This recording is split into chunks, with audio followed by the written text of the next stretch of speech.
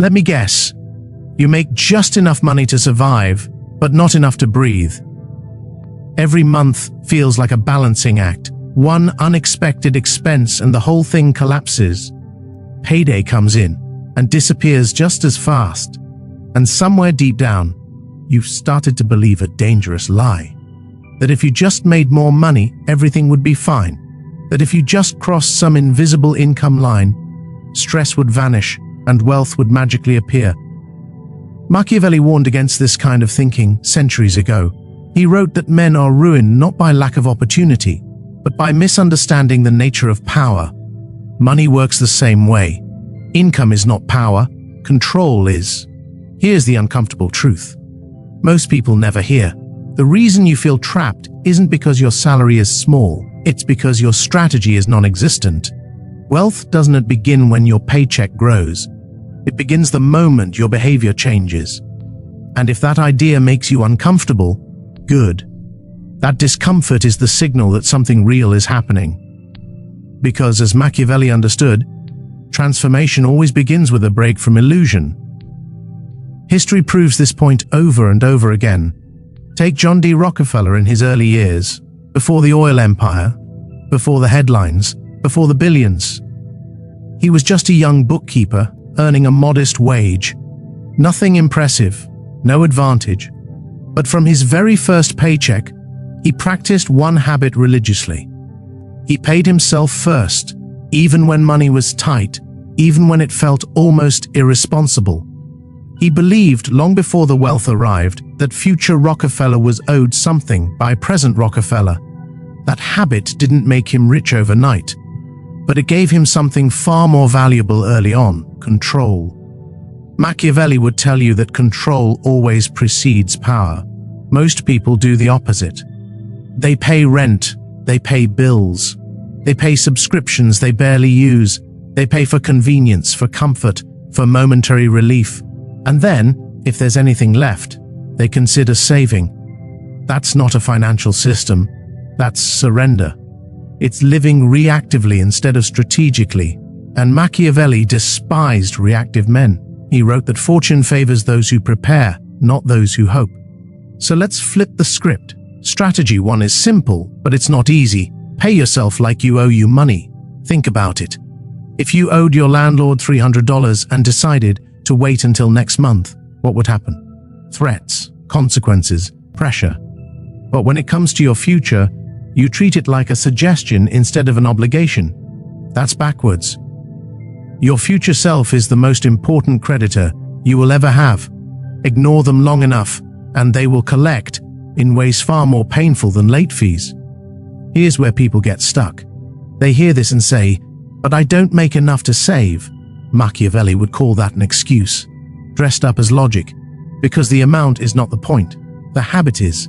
Imagine you make $2,500 a month. Before a single bill is paid, before food, before entertainment, you automatically transfer $50 into a separate account. Is $50 life-changing? No, but that's not what it's doing. What it's really doing is training your nervous system to accept one new truth. Wealth building is non-negotiable. It's not something you do when conditions are perfect, it's something you do because conditions are imperfect. This is how quiet wealth actually begins. Not with a windfall, not with luck, with discipline so small it feels almost pointless. Warren Buffett understood this early in his life. As a teenager delivering newspapers, he saved obsessively, not because the money was large, but because the habit was sacred. He once said that the most important investment you can make is in yourself.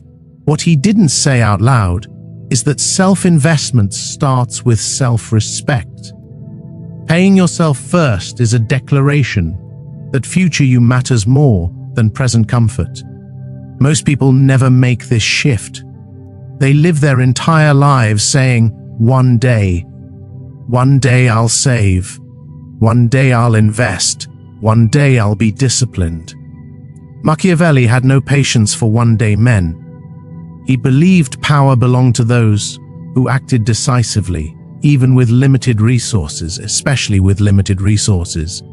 Because small actions repeated under pressure forge character, and character is the foundation of wealth that lasts.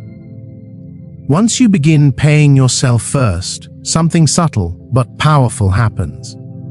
You stop seeing money as something that happens to you. You start seeing it as something you command. And that mindset quietly separates future winners from lifelong strugglers. You're no longer hoping circumstances improve. You're building a system that improves, regardless of circumstances. Now, before we go any further, pause for a moment. If this part hit close to home, I want you to reflect, not on how much you make, but on how you treat yourself financially.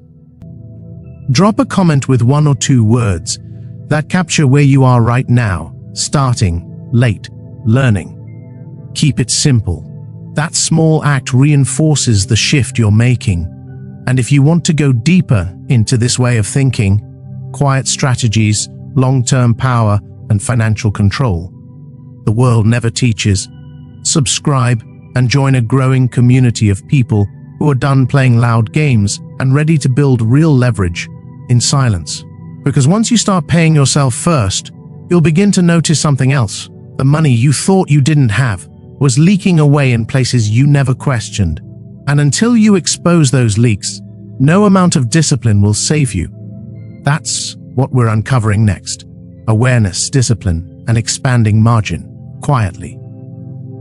Now that you've started paying yourself first, something interesting happens. You feel a little tighter, not poor, just more aware.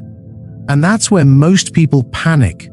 They think the system isn't working because suddenly money feels constrained.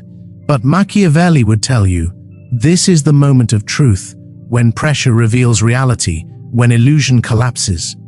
Because what you were about to discover is not that you don't make enough money, but that your money has been quietly leaving without your permission. Let me ask you something, honestly. Have you ever opened your banking app and thought, where did it all go? Not rhetorically, genuinely confused. It feels like theft, like money evaporated. But money doesn't vanish. It escapes quietly, invisibly, dollar by dollar. And until you track it, you are fighting an enemy you refuse to look at.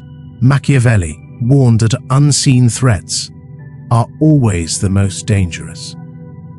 The same is true here. Strategy 2 is uncomfortable for a reason. Track every dollar like it owes you rent. Because until you do, you're operating blind. Most people think they have a money problem. They don't. They have a clarity problem. $6 coffees, $14 delivery fees, subscriptions you forgot existed, a quick Target run that turns into $60. None of it feels destructive in isolation. That's the trick. Power is rarely taken in one dramatic move. It's eroded through 1,000 small concessions. The wealthy have always understood this. During the rise of the Rothschild banking dynasty, meticulous accounting was non-negotiable. Every franc was tracked, not because they were cheap, but because they were strategic. They knew exactly where their money went, which meant they knew exactly how to redirect it. Awareness creates leverage. Without it, you are negotiating with yourself from a position of weakness. You don't need fancy tools. Use an app, use a spreadsheet, use a notes app if that's all you have. The method doesn't matter, the act does. When you see your spending in black and white, something psychological shifts. You stop lying to yourself. You stop saying things like, I don't spend that much, or it's just this once. The numbers don't care about your excuses. They expose patterns, and patterns reveal identity. This is where discipline starts to form, not from motivation, but from discomfort. You realize you're not actually broke, you're just careless, in places you never questioned. And once you see it, you can't unsee it. That's power. Machiavelli believed that knowledge, once acquired, forces action. The man who sees clearly but refuses to act condemns himself. Most people never even see. Once you've tracked your spending, you move into strategy 3. Live like you're broke, even if you're not. This is where egos get bruised, because we live in a culture that rewards appearance over reality, flash over foundation. But here's the quiet truth that separates outcomes. Rich people often look poor. Poor people try desperately to look rich, and the middle class bleeds itself dry, trying to maintain the illusion of success. There's a reason this works. Living below your means creates margin, margin creates options, options create power. Machiavelli would call this positioning. You don't reveal strength, you conserve it. You don't announce progress, you protect it.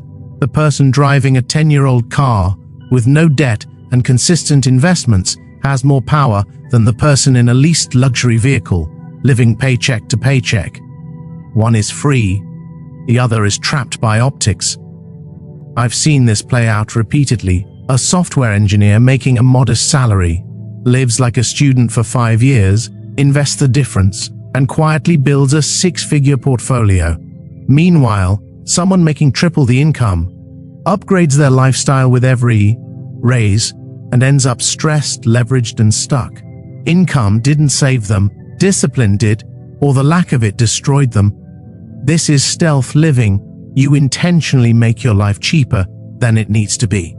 Not because you enjoy deprivation, but because you enjoy leverage. You delay gratification, while everyone else indulges publicly. And over time, the gap widens, not dramatically, quietly. That's how real wealth moves. But discipline alone isn't the endgame. Machiavelli never taught survival for survival's sake. He taught expansion. And once you've stopped the bleeding and created margin, you ask a smarter question. How do I expand without destroying my life? That's where strategy 4 enters: quiet income. Here's the lie hustle culture sells: that you must grind yourself into exhaustion, that you need 3 jobs and no sleep, and constant pressure to move forward. That's not strategy, that's desperation. The goal is not to suffer more. The goal is to build systems that work without constant supervision, income streams that don't require your soul. Quiet income looks boring. That's why it works. Freelance work done once a week. Digital products created once and sold repeatedly. Flipping undervalued items. Writing scripts anonymously. Selling templates. Nothing glamorous, nothing loud, but effective. I know someone who built a simple digital product years ago and still earns a few $100s a month from it. No updates, no promotion, just quiet compounding. Over a decade, that becomes real money. Here's the part most people miss. $200 a month, invested consistently, is not small. Over time, it becomes tens of thousands. And more so importantly, it builds identity. You stop seeing yourself as someone dependent on a paycheck. You become someone with layers, with backup options. That's how power feels in real life. Not loud, stable. Before we move on, I want you to pause again. Reflect on where your money is leaking and where you could quietly create margin. Don't overthink it. Comment 1 or 2 words that describe what you're cutting or changing. Subscriptions, delivery, discipline. Lock it in publicly. Because once you create margin and quiet income, a new danger appears. The temptation to touch it, to reward yourself early. And unless you learn how to protect your progress, you'll sabotage everything you just built. That's what we're dealing with next. Once you've built margin, protection, ownership, and rich math, and started stacking a little extra income, a new enemy appears. Not poverty, not bad luck. You. This is where most people lose. Not because they didn't earn enough, but because they couldn't leave it alone. Machiavelli understood this weakness well. He wrote that men are often undone, not by external forces, but by their inability to govern themselves. Once fortune begins to smile, the moment money starts to accumulate, temptation grows louder. That's why strategy 5 exists. Make you, money, untouchable. Because discipline is fragile, systems are not. Most people think they need a financial advisor. What they actually need is friction, distance, barriers between impulse and action. If your savings are easy to reach, they're easy to destroy. One bored night, one emotional purchase, one rationalization that starts with, "I deserve this." And suddenly, months of progress disappear. Here's a simple move that has quietly made ordinary people wealthy. Open a second account at a completely different bank. No debit card, no app on your phone, no instant access. Every time you get paid, automate a small transfer. $25, $50, whatever you can sustain. Then forget it exists. Out of sight becomes out of mind. Out of mind becomes still there a year from now. This is not theory. This is how people on small salaries accidentally save thousands. Not because they're smarter, because they remove temptation. We live in a dopamine economy. One tap and your money is gone. Machiavelli would never rely on self-control alone. He believed in structure, in setting the battlefield, so victory becomes inevitable. You don't fight temptation, you design around it. Once your money is protected, the next shift is crucial. Strategy 6, invest. Even if it's $5 at a time, this is where people stall for years. They say they'll start when they have more money, but that day never comes. Because income doesn't create investors, identity does. People who invest early don't wait for comfort. They act while it feels uncomfortable.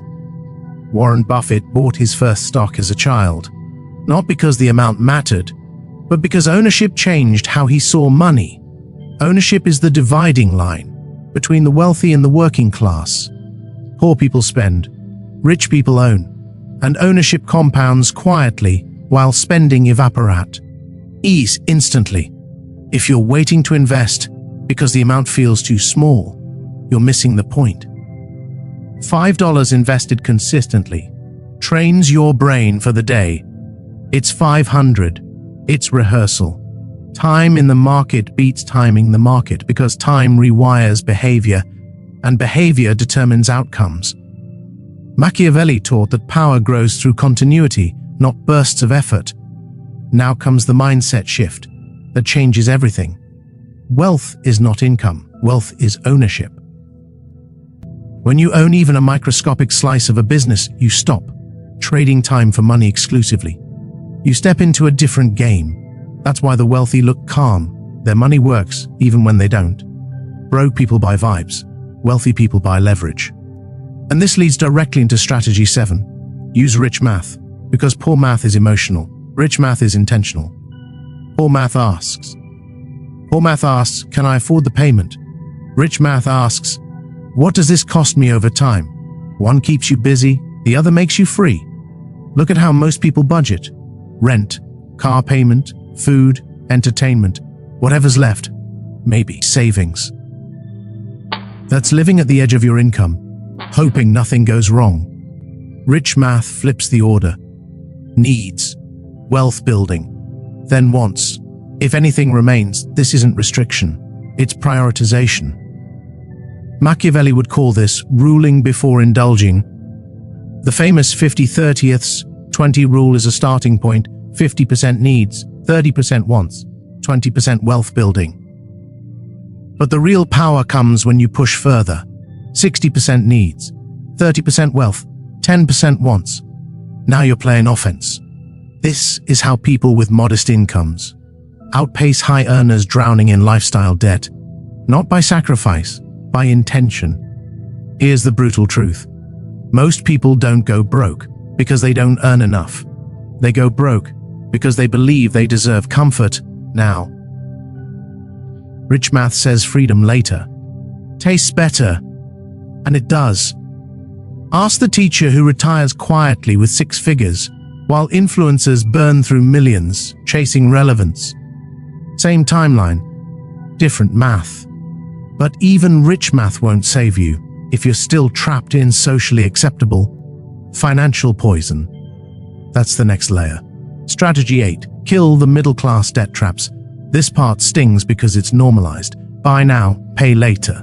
Leased cars, minimum credit card payments, monthly subscriptions disguised as lifestyle.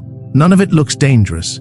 That's why it works. Debt doesn't just cost money, it costs options. If your lifestyle is financed, your freedom is forfeited. Machiavelli warned against dependence above all else. Debt creates dependence on income, on employers, on systems that don't care about you. If it doesn't pay you back, it's a liability. Period. You don't need to look rich.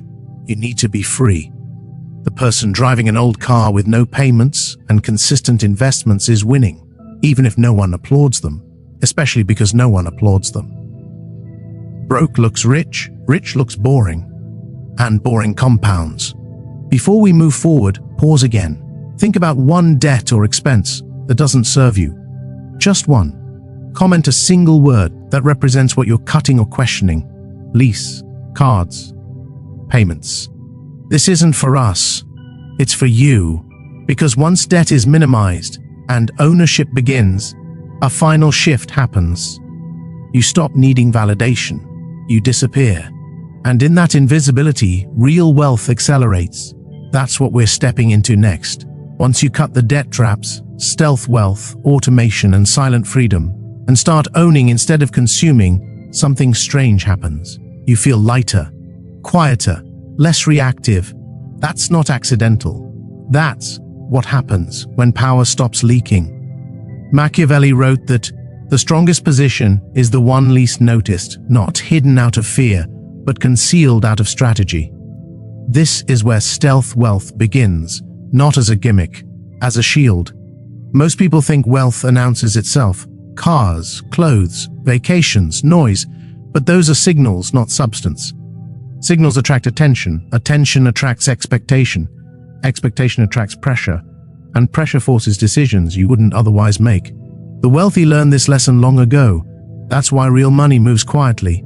Picture a millionaire, be honest. You probably imagine spectacle. Now picture the real version, an unremarkable car, cheap clothes, no social media, no flex. You pass them in a grocery store and never look twice. Meanwhile, their money compounds invisibly. That's not an accident, that's design. Stealth wealth is the art of being financially powerful without advertising it to the world. Why does this matter? Because when nobody expects you to spend, you don't feel the urge to prove anything. No lifestyle creep, no competitive spending, no subtle pressure to keep up. You are no longer performing. You are positioning. Machiavelli would say, this is how you avoid unnecessary enemies. Attention creates friction. Invisibility preserves momentum. History rewards this approach. Many old money families stayed wealthy precisely because they avoided spectacle. They lived modestly. While assets grew, they understood that visibility invites interference. Quiet wealth protects peace, decision-making, and optionality. And optionality is real power. The ability to say no, the ability to walk away, the ability to choose. This is the mindset shift. Rich is not a look, it's a strategy. The real flex isn't luxury. It's not panicking over a $300 emergency. It's owning your time. It's not needing permission to take a day off. It's sleeping well because your life isn't financed. Stealth wealth buys silence, and silence is expensive for a reason. But there's one final weapon that locks everything in. Strategy 10. Automate everything, and then forget about it. This is where most systems either survive or die, because motivation fades, discipline weakens, life happens. Machiavelli never trusted human consistency. He trusted structure. He trusted systems that function even when men fail. Automation removes emotion from the equation. Paycheck splits, savings transfers, investments, bills, all handled without asking your opinion.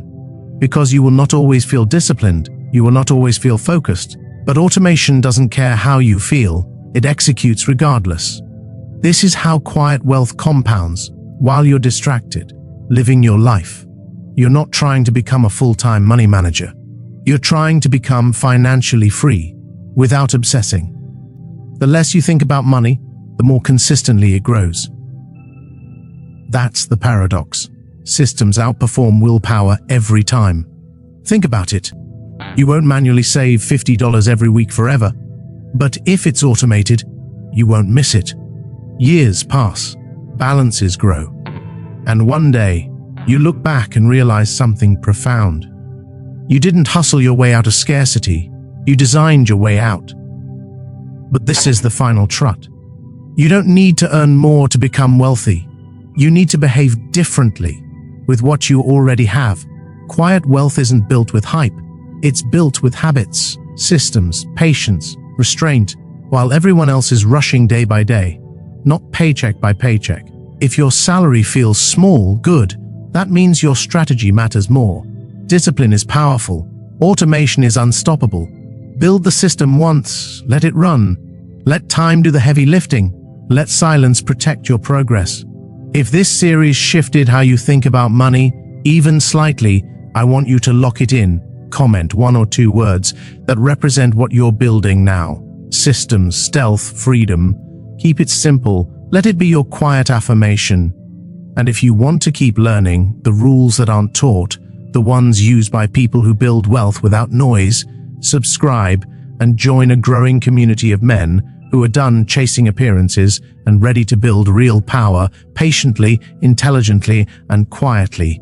Because wealth doesn't announce itself, it accumulates, and the ones who understand that never need to explain themselves.